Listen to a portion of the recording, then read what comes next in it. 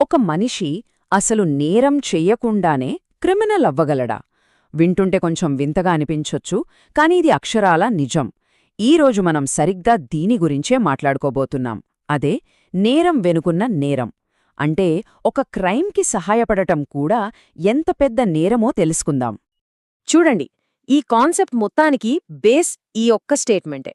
లా చాలా క్లియర్గా చెప్తోంది, నువ్వు క్రైమ్ చెయ్యకపోయినా సరే, దాన్ని చేయించినా, దానికి సాయపడినా, లేదా ఆ ప్లాన్లో నువ్వో భాగమైనా నువ్వు కూడా నేరస్తుడివే. అంతే, ఇందులో ఎలాంటి కన్ఫ్యూజన్ లేదు కదా. సరే, లీగల్ టర్మ్స్లో దీన్నే ఎబెట్మెంట్ అంటారు. సింపుల్గా చెప్పాలంటే ఒక నేరానికి ప్రేరేపించడం అన్నమాట. మనకు కొత్తగా వచ్చిన భారతీయ న్యాయ సంహిత అంటే బిఎన్ఎస్ ఉంది కదా, దానిలోని సెక్షన్ 45, అలాగే పాత ఐపీసీలోని సెక్షన్ 107 కూడా, రెండూ దీని గురించే చాలా వివరంగా చెప్తాయి. ఓకే, మరి చట్టం ప్రకారం ఈ ఎబెట్మెంట్ అంటే అసలు ఏంటి? దీన్ని ఎలా డిఫైన్ చేస్తారు? మన లా ఈ కాన్సెప్ట్ని 3 మెయిన్ పిల్లర్స్ మీద బిల్డ్ చేసింది. అవేంటో చూద్దాం పదండి. మొదటిది ఇన్స్టిగేషన్, అంటే మాటలతో గాని పనులతో కాని ఒకరిని రెచ్చగొట్టి నేరం చేసేలా చెయ్యడం. ఇక రెండోది కుట్ర, అంటే కాన్స్పిరసీ. 2-3 కలిసి ఒక క్రైమ్ చేద్దామని ప్లాన్ చేసి ఆ ప్లాన్ని అమలు చేయడానికి ఏదైనా ఒక చిన్న యాక్షన్ తీసుకున్నా చాలు.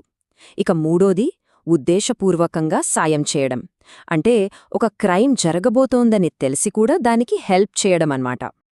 అయితే ఇక్కడ ఈ కుట్ర అంటే కాన్స్పిరసీ విషయంలో ఒక చాలా ఇంపార్టెంట్ పాయింట్ ఉంది. కేవలం మనం ఒక క్రైమ్ చేద్దామని అనుకుంటే అది నేరం కాదు. ఆ ప్లాన్ని ముందుకు తీసుకెళ్లడానికి ఏదో ఒక పని చేసి ఉండాలి, లేదా చెయ్యాల్సిన పనిని కావాలనే చేయకుండా ఆపేసి ఉండాలి. అంటే జస్ట్ ఆలోచన క్రైమ్ అవ్వదు, దానికి యాక్షన్ తోడవ్వాలి. ఇది చాలా ముఖ్యం. సరే, ఇవన్నీ థియరీలో వినడానికి బానే ఉంటాయి, కానీ రియల్ లైఫ్లో ఇవి ఎలా వర్కౌట్ అవుతాయి? ఒక చిన్న అబద్ధం లేదంటే ఒక చిన్న హెల్ప్ ఎంత పెద్ద క్రైమ్కి కారణం అవుతుందో కొన్ని ఎగ్జాంపుల్స్తో చూస్తే మనకి క్లియర్గా అర్థమవుతుంది. ఇప్పుడు ఇన్స్టిగేషన్ అన్నాం కదా, అంటే డైరెక్ట్గా వెళ్ళి హే ఈ పంచేయ్ అని చెప్పక్కర్లేదు. ఒక్కోసారి తప్పుడు సమాచారం ఇచ్చినా చాలు, లేదా ఒక చాలా ఇంపార్టెంట్ నిజాన్ని దాచిపెట్టినా కూడా అవతల వాళ్ళని ప్రేరేపించినట్టే. ఇది కూడా ఇన్స్టిగేషన్ కిందకే వస్తుంది. దీన్ని అర్థం చేసుకోవడానికి ఒక చిన్న సినారియో చూద్దాం. అనుకోండి, ఒక పోలీస్ ఆఫీసర్ ఉన్నాడు. అతని దగ్గర జెడ్ అనే వ్యక్తిని అరెస్టు చేయడానికి ఒక వారెంట్ ఉంది. ఇప్పుడు సీన్లోకి బి అనే ఇంకొక వ్యక్తి వస్తాడు. ఈ బీకి అసలు జెడ్ ఎవరో తెలుసు. అక్కడ నిలబడ్డ సి అమాయకుడని కూడా తెలుసు. అయినా సరే కావాలనే ఆ పోలీస్ ఆఫీసర్తో అదిగో అతనే జెడ్ అని సి వైపు చూపిస్తాడు. పాపం ఆ ఆఫీసర్ ఆ ఫాల్స్ ఇన్ఫర్మేషన్ని నమ్మేసి ఏ సంబంధం లేని సీని అరెస్ట్ చేస్తాడు. ఇప్పుడు చెప్పండి, ఈ సిచ్యువేషన్లో అసలు క్రిమినల్ ఎవరు? చట్టం ప్రకారం చూస్తే ఇక్కడ అబద్ధం చెప్పి రెచ్చగొట్టిన బీఏ అసలు నేరస్తుడు. అతన్నే అబెటర్ అంటారు. తన డ్యూటీ చేసిన ఆఫీసర్ నిర్దోషి. ఇక అరెస్టైన సి అతను విక్టమ్. చూసారా, ఒక్క చిన్న అబద్ధం ఎంత పెద్ద క్రైమ్కి దారితీసిందో. సరే, ఇన్స్టిగేషన్ గురించి చూసాం. ఇప్పుడు మనం మూడో పిల్లర్ అంటే ఉద్దేశపూర్వక సహాయం గురించి మాట్లాడుకుందాం. సింపుల్గా చెప్పాలంటే ఒక క్రైమ్ జరగడాన్ని ఈజీ చేయడమన్నమాట. ఇక్కడ ఒక ఇంట్రెస్టింగ్ పాయింట్ ఏంటంటే దీనికి క్రైమ్ జరిగిన స్పాట్లో ఉండాల్సిన పనే లేదు. దీన్ని ఇంకా సింపుల్గా అర్థం చేసుకోవడానికి రామయ్య, సురేష్ అనే ఇద్దరి మధ్య జరిగిన ఒక చిన్న సంభాషణ చూద్దాం. ఒకరోజు సురేష్ రామయ్య దగ్గరకొచ్చి ఇలా అంటాడు, రామయ్య, వాడు దొంగతనం చేశాడు కదా. దానికి రామయ్య మనలో చాలామంది అనుకున్నట్టే అయ్యో నేను చెయ్యలేదు కదా అంటాడు. అప్పుడు సురేష్ అసల్ పాయింట్ చెప్తాడు, కానీ నువ్వే కదా వాడికి తాళం చెవి ఇచ్చావు. చూసారా, ఆ తాళం చెవి ఇవ్వడం అదే ఆ క్రైమ్ని ఈజీ చేసింది. అదే ఇక్కడ అబెట్మెంట్. ఓకే, ఇదంతా బానే ఉంది. మరి పోలీసులు, కోర్టులు ఎలాంటి కేసుల్ని ఎలా హ్యాండిల్ చేస్తాయి? ఒకరు క్రైమ్కి హెల్ప్ చేశారని ఎలా ప్రూవ్ చేస్తారు? ఆ ప్రాసెస్ ఏంటో ఇప్పుడు చూద్దాం. పోలీసులు దీన్ని ఎలా ప్రూవ్ చేస్తారంటే వాళ్ల కాల్ రికార్డ్ చెక్ చేస్తారు, మెసేజ్లు చూస్తారు. అధికారులతో ఏమన్నా అబద్ధాలు చెప్పారా, లేదా ఏదైనా ఇన్ఫర్మేషన్ కావాలని దాచిపెట్టారా, ఇవన్నీ వెరిఫై చేస్తారు.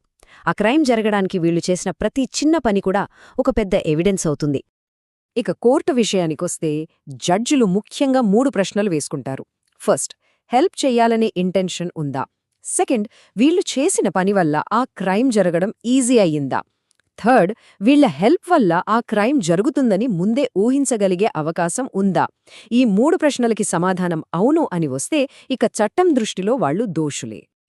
అసలు ఈ ప్రిన్సిపల్కి మన రాజ్యాంగంలోని ఆర్టికల్ 21 కూడా సపోర్టిస్తోంది.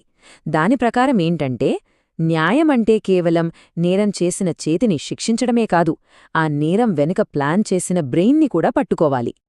సరే, ఇదంతా విన్నాక కూడా చాలా మందిలో కొన్ని కామన్ డౌట్స్, కొన్ని అపోహలుంటాయి. నేను చెయ్యలేదు కదా, నేను జస్ట్ చెప్పానంతే లాంటివన్నమాట. ఇప్పుడు ఆ అపోహలన్నిటినీ పక్కనబెట్టి లా ఫైనల్గా ఏం చెప్తుందో క్లియర్గా చూద్దాం. చాలామంది ఏమనుకుంటారంటే, నేను చెయ్యలేదు కదా, సో నేను సేఫ్ అని.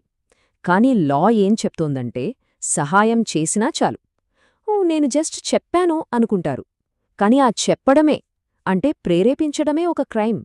నేనసలు ఆ స్పాట్లోనే లేను అంటారు. కాని లా ప్రకారం ఫిజికల్గా అక్కడ ఉండాల్సిన అవసరమే లేదు. సో ఇవన్నీ కేవలం అపోహలు. మనం గుర్తుపెట్టుకోవాల్సిన సింపుల్ విషయం ఒకటే. ఒక క్రైమ్కి ఎన్నో చేతులు పనిచేస్తాయి. చట్టం ఆ చేతులన్నింటినీ పట్టుకోవడానికే ఉంది.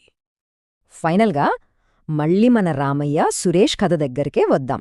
ఈ మొత్తం డిస్కషన్కి సురేష్ ఒక్క వాక్యంతో పర్ఫెక్ట్ ఎండింగ్ ఇస్తాడు.